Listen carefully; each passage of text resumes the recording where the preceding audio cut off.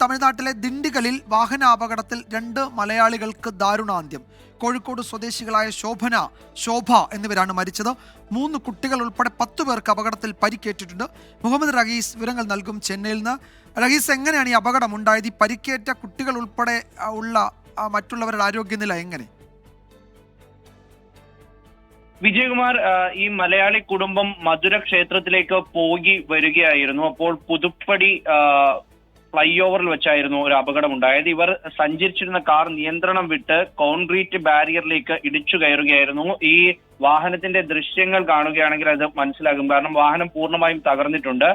Driver ഉറങ്ങിപ്പോയതാകാം അപകട കാരണം എന്നാണ് ഇപ്പോൾ മനസ്സിലാക്കാൻ കഴിയുന്നത്.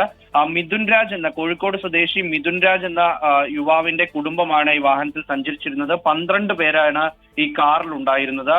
തിരുച്ചിറപ്പള്ളിയിലെ പുതിയ സ്ഥലത്തേക്ക് ഇയാൾ ജോലിക്ക് എത്തുകയായിരുന്നു. അപ്പോൾ അവിടെ കുടുംബവുമായി എത്തി ഒരു ക്ഷേത്ര ദർശനമൊക്കെ കഴിഞ്ഞ് തിരിച്ച് മടങ്ങുമ്പോഴാണ് ഇത്തരത്തിൽ അപകടം ഉണ്ടായത്. ഇതൊരു കേരള രജിസ്ട്രേഷൻ വാഹനം കൂടിയാണ്. ശോഭന എന്നീ 2 സ്ത്രീകളാണ് ഇപ്പോൾ മരിച്ചിരിക്കുന്നത്. ഇവർ സംഭവ സ്ഥലത്ത് വെച്ച് തന്നെ മരിച്ചു. രാവിലെ ഉണ്ടായ അപകടമാണ്. നാട്ടുകാർ വളരെ പണിപ്പെട്ടാണ് ഇവരെ ഈ വാഹനത്തിൽ നിന്ന് പുറത്തിറക്കിയത്. അപകടത്തിൽ 10 പേർക്ക് പരിക്കേറ്റിട്ടുണ്ട്. ഇതിൽ 3 കുഞ്ഞുങ്ങളുണ്ട്. 3 വയസ്സുകാരന് ഉൾപ്പെടെ പരിക്കേറ്റ് ചികിത്സയിലാണ്. 2 സ്ത്രീകൾക്കും പരിക്കേറ്റിട്ടുണ്ട്. എന്തായാലും അതിദാരുണമായിട്ടുള്ള ഒരു സംഭവമാണ് ദിണ്ടിഗലിൽ ഉണ്ടായിരിക്കുന്നത്. വിജയകുമാർ. തമിഴ്നാട്ടിലെ ദിണ്ടിഗലിൽ നിന്നുള്ള ദൃശ്യങ്ങളാണത്. 2 മലയാളികളാണ് അവിടെ അപകടത്തിൽ മരിച്ചത്. കോഴിക്കോട് സ്വദേശികളാണ്. കുട്ടികൾ ഉൾപ്പെടെ 10 പേർക്ക് പരിക്കേൽക്കുകയും ചെയ്തിട്ടുണ്ട്. മുഹമ്മദ് റഹീസാണ് വിവരങ്ങൾ നൽകിയത്.